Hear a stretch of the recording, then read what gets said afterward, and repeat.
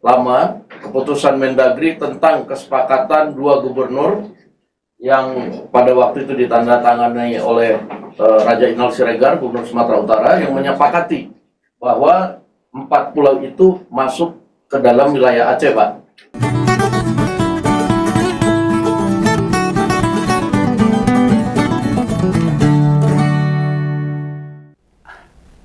Akhirnya ribut-ribut perkara status 4 pulau, apakah masuk wilayah Aceh atau Sumatera Utara, wis rampung.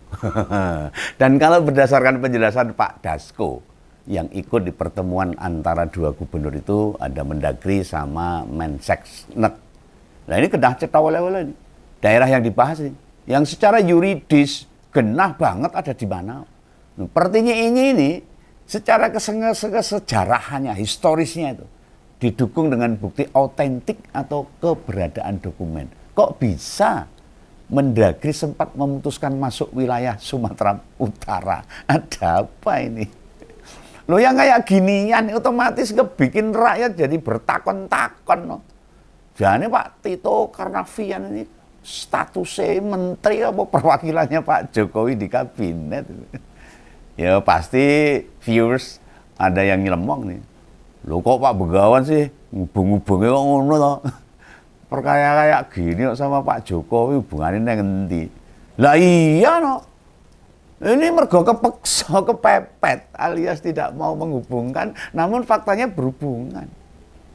Ya mari kita pikir bersama-sama. Ada gandeng cenengi, ada tali temali, sangkut paut dengan sangat meloho. Dan itu jijik. Gila nih. Seharusnya dengan menyimak serta memperhatikan ungkapan wakil ketua DPR, mantan Kapolri kudune wis tak lereni kalau saya. Nek aku presidennya loh. Akibat ketidakmampuan perkara sepele serta sederhana seperti ini bikin nambahi gawean tok. Sampai-sampai Pak Prabowo yang lagi tugas ke negara Rusia mesti turun tangan langsung untuk menyelesaikan perkara ini.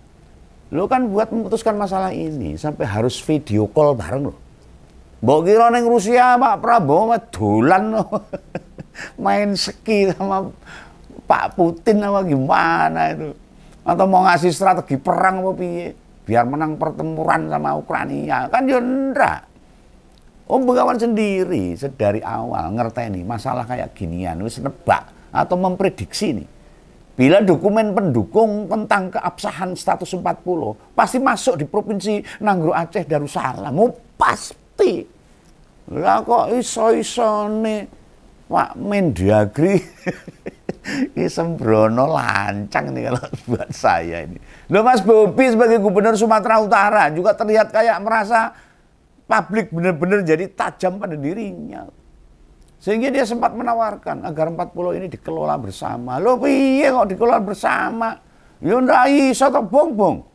Loh dia ngerti kok. Nek ngeyel atau ngotot gugu keputusan Mendagri, citranya bisa runtuh. Dan masyarakat Aceh sudah emosi. Aceh sudah mulai bereaksi loh. Loh ini Bobi ini kan ya ngerti toh. Bila bersikeras menganggap 40 tadi masuk wilayah Sumatera Utara, itu merugikan secara politik. Oh ngerebut darbe liyan. Ora kena itu, dilarang agama itu. Lah gubernur Sumatera Utara juga tidak akan sela atau membantah. Aceh sekarang ini sudah sangat kondusif loh. Wis aman. Nurut kabeh. Bila bergejolak kembali, ada tuntutan-tuntutannya yang seperti zaman Pak BY. Wah, ya dia yang akan jadi sasaran. Loh, mertuanya penak. Jauh dari Aceh. Lah Bobi kan cedek itu. Dekat Sumatera Utara dengan Aceh. Loh, baik tuh kalau gitu tuh. Rumah dinasnya digeruduk. Orang Aceh kan ciloko. Nah ini dipertimbangkan benar-benar sama Bobi. Kelihatannya ini menurut perkiraan Begawan aja. Nah, dia tahu. Gak mungkin menolak keputusan Mendagri yang awal pulau itu masuk ke Sumatera Utara juga. Ya mboh ini settingannya piye ndak tahu itu. Wis genah ngerti 40 itu milik Aceh, wilayah Aceh digeret-geret ke Sumatera Utara. Maunya apa ini? Lah ini ada kesan yang Om Begawan tangkap. Kayak wis diperjuangke sama Bapak Ibu Juni. Sudah diperjuangkan loh. Loh apa ditolak? Ya mbok. Oh kelakon turu sopan. Nah, ini gagal. Loh Mas Bobi tentu ya wis nanya ke jajaran Pemprov Sumatera Utara kan. Meminta dokumen-dokumen pendukung. Ya sepertinya wilayah yang lagi dibicarakan itu sebenarnya kayak apa? Kan harusnya kan ngomong dulu toh. Yang sudah tahu seluk-beluk tentang sejarah historisnya itu. Dukaan Om Begawan beberapa anak buahnya ya wis kasih tahu sebenarnya. Bila pulau-pulau tadi administrasinya di Provinsi Aceh, mungkin sudah dikasih tahu. Ning ya mungkin ada strategi atau keinginan lain sehingga 4 pulau ini mau digeret-geret ya saya nggak tahu. Nah itu kan bukan pulau yang tiba-tiba jedul toh. Ada daratan yang mencumul di laut kan atau disebabkan berbagai faktor. Di antara 4 pulau tadi juga sudah ada penanda itu. Selama ini yang mengelola siapa kan sudah ada. Makanya sewaktu Mendagri awalnya nyebut pulau masuk Sumatera Utara, wah Bobi ya nggak terlihat kayak berbahagia. Yang ada di dilema dalam pikirannya itu menyebabkan kebingungan. Oh, persis film judul Warkop DKI itu. Maju kena, mundur kena. Ya, bawahannya mengatakan itu masuk administrasi Aceh, tapi Mendagri mengatakan itu masuk Sumatera Utara. Wes jane embuh pisan, pikirannya bingung, gundah gulana itu Bobi ini. Nah, nek manut keputusan Mendagri akan dinilai sebagai hadiah. Mungkin ini dari Pak Jokowi. Nek menolak terus sang istri nesu kan yo repot. Sehingga bagi Om Begawan, titik sing marai usrek ya Pak Tito itu sendiri, si Menteri Dalam Negeri. Ini kalau menurut penilaian Om Begawan, pendapat Om Begawan tentang status 40 tadi loh. Kan bukan berasal dari 2 gubernur, malah pihak kementerian yang ngomong duluan. Lah ini yang mesti dijelaskan sejelas-jelasnya. Selama ini tidak ada perkara mempertanyakan kewilayahan pulau-pulau tadi. Lah kok langsung jadi berita nasional, ujuk-ujuk masuk wilayah Sumatera Utara. Lu sempat kepikiran juga sih. Apa beneran ada potensi bawah tanah di pulau yang diributkan itu? Ada SDA yang begitu melimpah, sumber daya alam. Nek pindah kewenangan, nanti izin eksplorasinya lewat gubernur siapa? Ngerti dewe toh? Lalu Menteri ESDM. Lu bakal ada benefit apa? Kan mesti gitu. Nah, ini bukan tuduhan. Ini hanya kepikiran aja kok. Lewat gubernur siapa nanti? Ya. Cetot toh. Ya. Isu ini buat menggiring, memperangkap. Pemerintah terkesan negatif pada masyarakat Aceh. Ya itu bisa.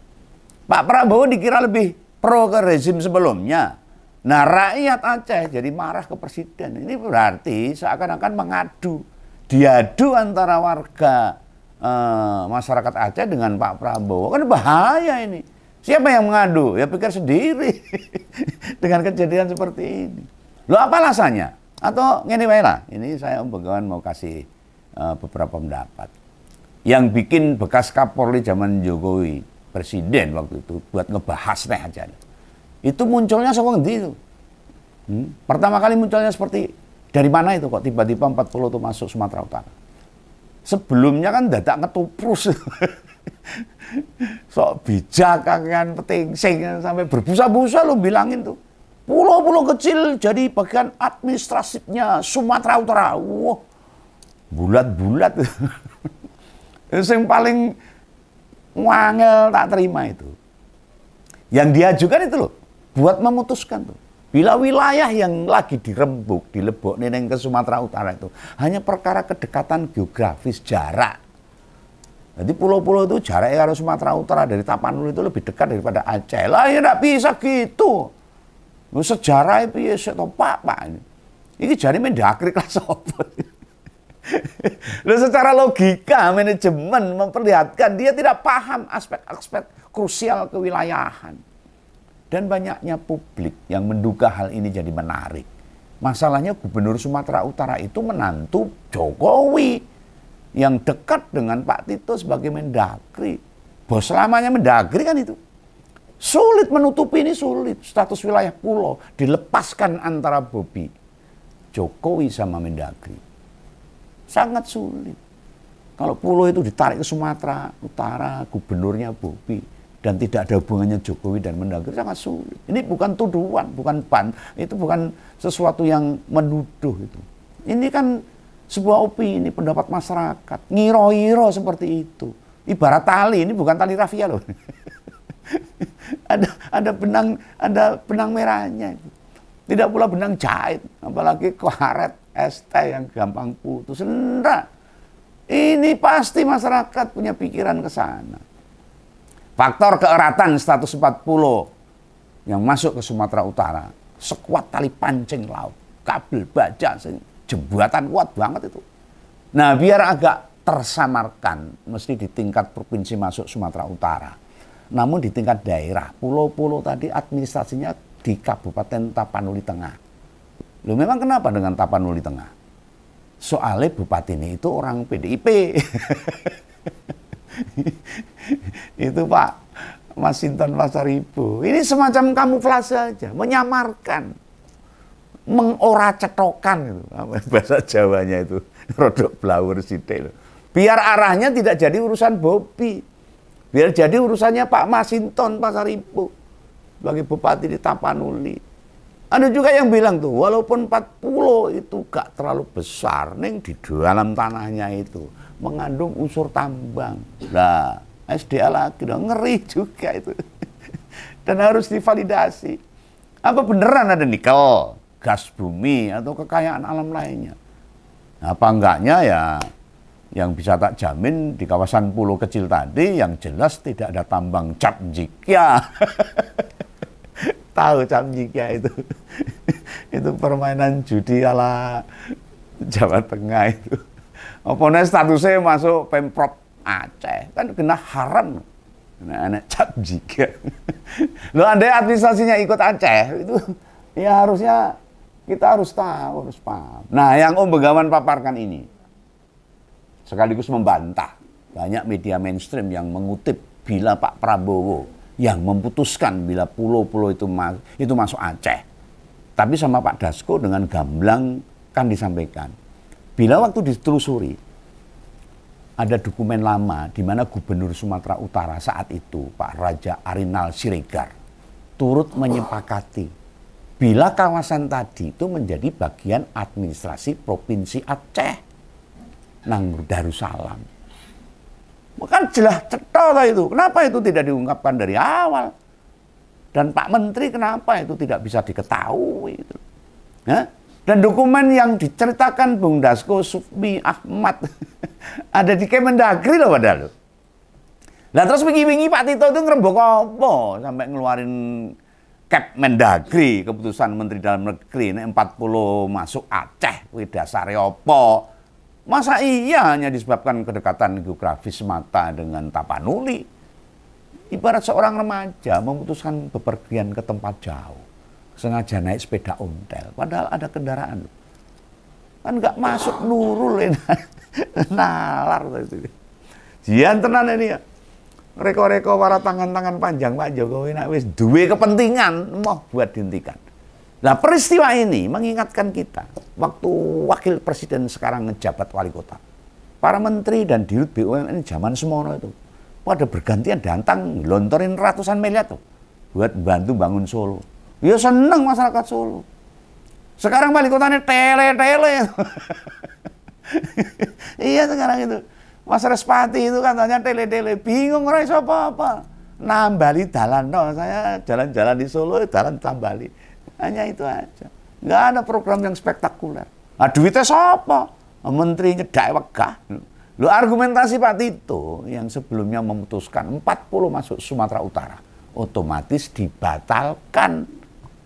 Dan tak terdengar lagi nih penuturan bila perkara jarak sama ibu kota provinsi yang membuat pulau-pulau itu dalam kewenangan Pemprov Sumatera Utara. Ini sebuah alasan atau dasar yang bisa bikin para kepala daerah se-Indonesia itu kehilangan wilayahnya no, kalau dengan nurut kedekatan wilayah. Loh, soalnya gini, di setiap provinsi pasti ada kabupaten di provinsi itu yang letaknya paling jauh dari ibu kota provinsi. Nah, pun di setiap kabupaten kota ya ada, pasti ada kecamatan paling ujung. Waduh dewe dari pusat pemerintahan kabupaten kota. Demikian pula di tingkat kecamatan, ada desa atau kelurahan yang jaraknya dengan ibu kota kecamatan Pencit, jauh. Malah kadang-kadang ada desa di kecamatan A lebih dekat dengan kecamatan B. Apa ya kuwi terus dibek itu. Ya nggak bisa. Harus ditelusuri historisnya, sejarahnya, ketetapan administrasi yang dulu sudah disepakati. Atau ada tuh kecamatan di Kabupaten C, jaraknya lebih dekat dengan sama pemerintahan kabupaten atau kota D. Dan seterusnya lah, banyak itu contohnya. Ini tak kasih contoh nih yang lebih konkret. Yang nyata itu, fakta itu. Dari Kabupaten Ngawi ke ibu kota Jawa Tengah itu 178 km. Ngawi secara administrasi kan masuk provinsi Jawa Timur, toh. Gimana dari Ngawi ke Surabaya? Lebih jauh kan? 181 km. Nah itu dianggap gak seberapa. Tak tunjukin di daerah lain, Mas. Dari kota Magelang ke Jogja hanya berjarak 44 km. Padahal Magelang itu masuk Jawa Tengah loh. Nah, ke Semarang itu jaraknya 2 kali lipat, yakni hampir 93 km. Artinya apa? Banyak wilayah yang posisinya itu sangat jauh sama pusat pemerintahan di tingkat atasnya. Mau soal beginian itu terus melebu di logika sekelas jenderal polisi bintang 4. Masuk ke Jogja kan ya tidak mungkin. Aneh, orang masuk akal. Lah Pak Tito itu apa mau Papua terus ikut bergabung ke negara tetangga Papua Nugini? Gitu maunya. Atau provinsi Papua pegunungan diminta sama Papua Nugini untuk pora. Diizinkan enggak? Lo misalnya Aceh diklaim sebagai bagian negara Malaysia. Sumatera Utara sama Batam diakui sama negara Singapura. Dan Kaltara ikut masuk administrasi negara Brunei. Piye nek ngono? Nggak bisa, Pak. Wilayah-wilayah tadi secara geografis atau jarak lebih dekat ke negara tetangga loh. Dibandingkan urusan opo-opo mesti ke Jakarta, pasti kan ya nggak mau mereka. Apa alasannya? Sebab ada hal-hal lain. Entah karena histori sejarahnya, ikatan emosionalnya, budaya dan sebagainya, etnis atau juga kesukuan, serta berbagai faktor lain yang menyebabkan sebuah wilayah itu berada di kawasan mana, sehingga menyodorkan argumentasi kedekatan jarak itu bukan faktor utama. Ya, ini aku kurang gurui loh sama Menteri Dalam Negeri ini. Ya baru kali ini kok kelasnya Mendagri ngomongin sebuah kawasan ditetapkan bagian dari sebuah daerah administrasi.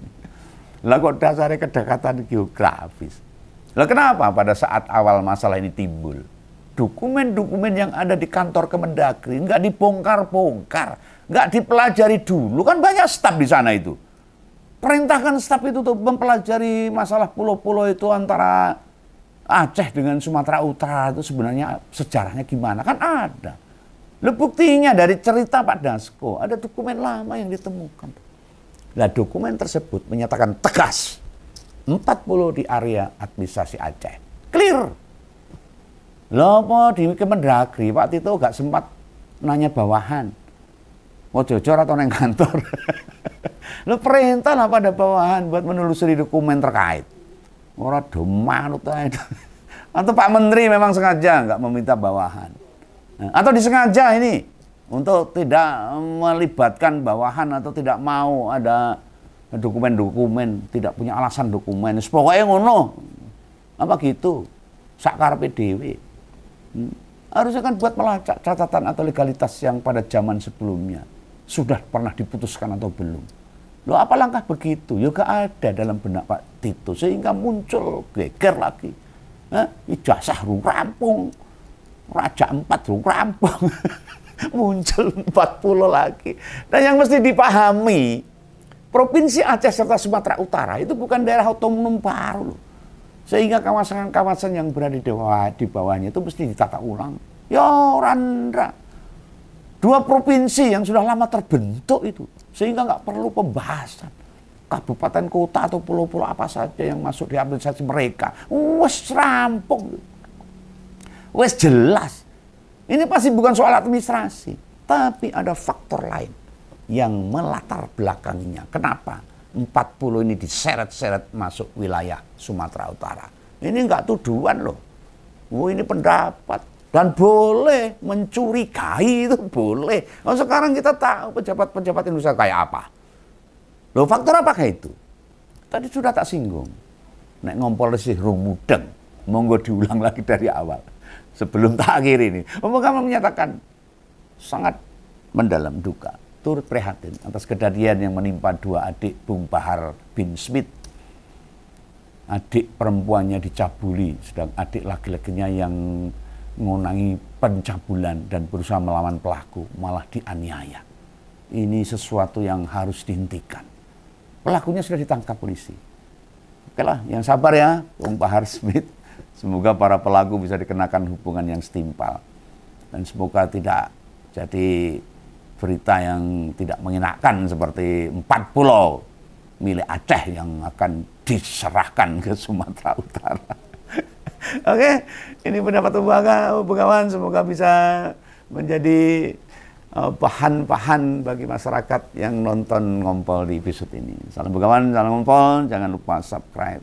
Dadah.